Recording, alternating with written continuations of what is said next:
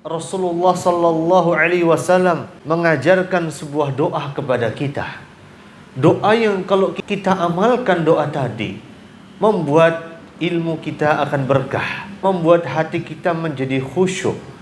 Doa yang kita amalkan membuat hati kita itu merasa tenang, tidak melulu mengejar dunia, tidak melulu mengejar ambisi, tidak melulu memperturutkan angkara murka dan hawa nafsu, membuat hati kita menjadi senantiasa dekat kepada Allah.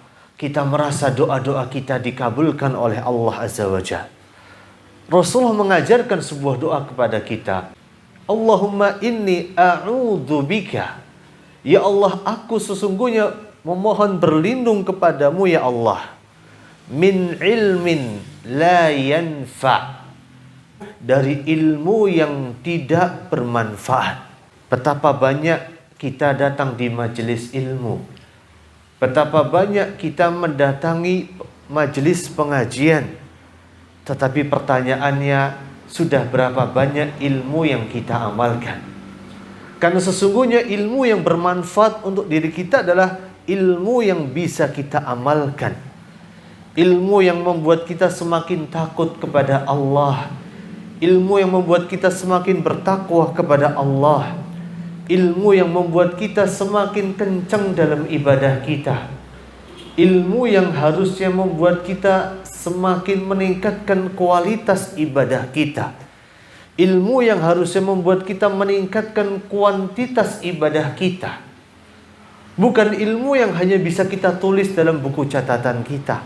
Bukan ilmu yang hanya bisa kita kumpulkan dalam rekaman video kajian kita. Bukan itu semua.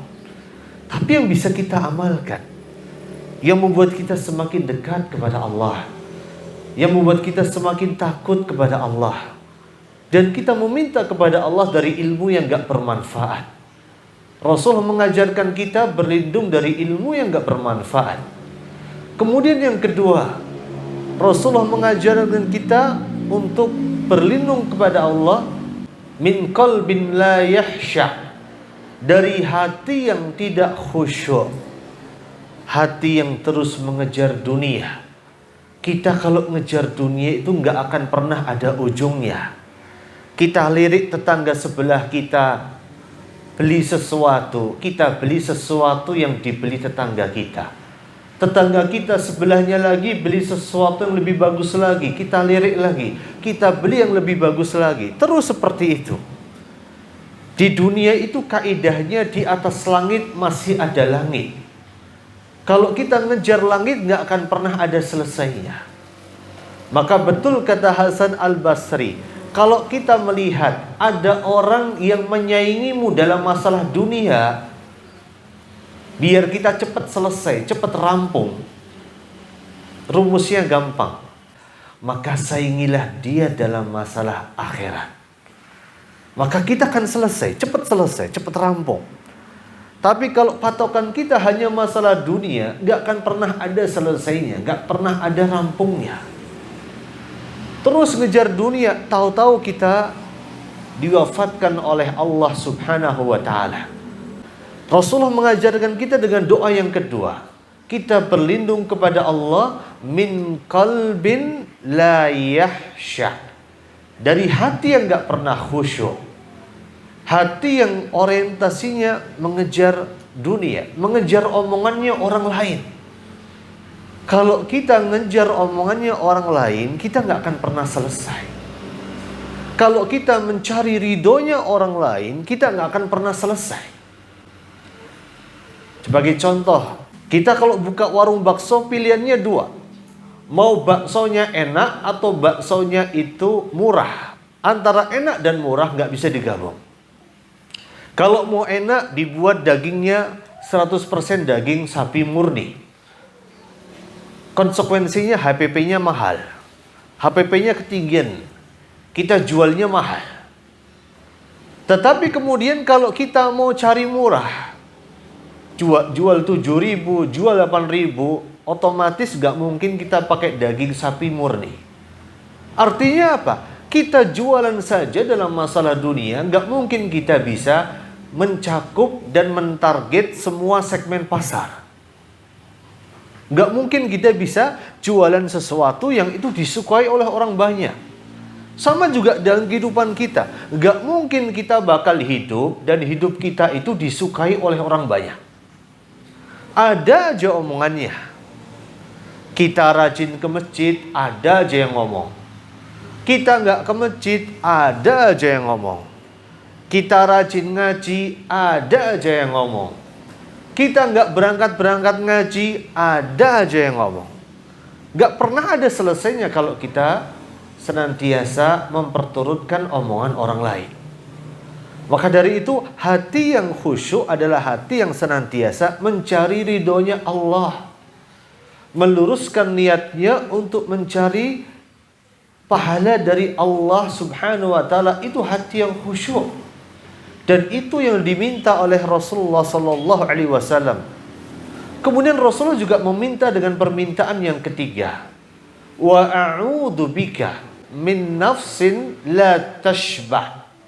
Dari hawa nafsu dan dari jiwa yang tidak pernah merasa kenyang. Manusia itu nggak pernah kenyang. Sudah pernah makan ini, akan makan yang itu. Itulah manusia. Nafsunya nggak pernah selesai. Nafsunya nggak pernah merasa kenyang. Sudah punya mobil, dulu pas naik motor berdoa kepada Allah, ya Allah semoga saya bisa beli mobil supaya nggak kepanasan. Setelah punya mobil, pengen punya yang lebih bagus. Setelah punya lebih bagus, pengen beli yang lebih bagus lagi. Itulah karakter manusia. Kalau kita perturutkan nafsu kita, nggak akan pernah ada selesainya. Kemudian yang keempat, Rasulullah SAW meminta kepada Allah Azza wa Jalla, wa min da'watin la yustajabu laha. Ya Allah, jauhkanlah diriku dari doa yang tidak diijabah oleh Allah Subhanahu wa ta'ala. Jikalau kita amalkan doa tadi, kita akan dapatkan diri kita menjadi orang yang paling berbahagia. Ilmu kita bermanfaat, hati kita merasa tenang, kemudian kita tidak merasa letih dan lelah dalam hidup di dunia. Kenapa selama ini kita merasa letih? Kenapa selama ini kita merasa lelah? Karena orientasi kita hanyalah untuk mengejar dunia, tidak mengejar akhirat.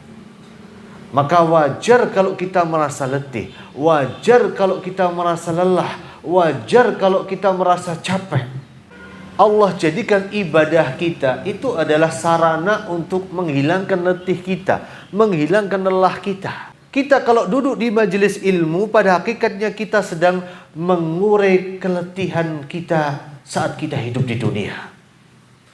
Saat kita sholat misalnya, kita sedang menurunkan rangsel-rangsel keletihan dari pundak kita.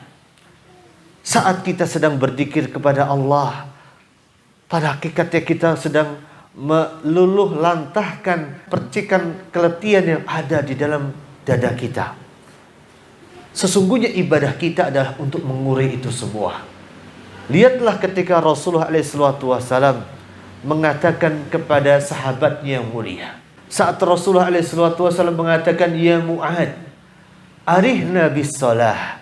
Wahai Mu'ad, yuk kita beristirahat sejenak dari hiruk pikuknya kehidupan dunia ini dengan cara kita melakukan sholat. Ini menunjukkan bahwa sholat kita, ibadah kita, majelis taklim yang kita datangi adalah pada hakikatnya untuk mengurai keletihan-keletihan kita dalam menghadapi kehidupan dunia.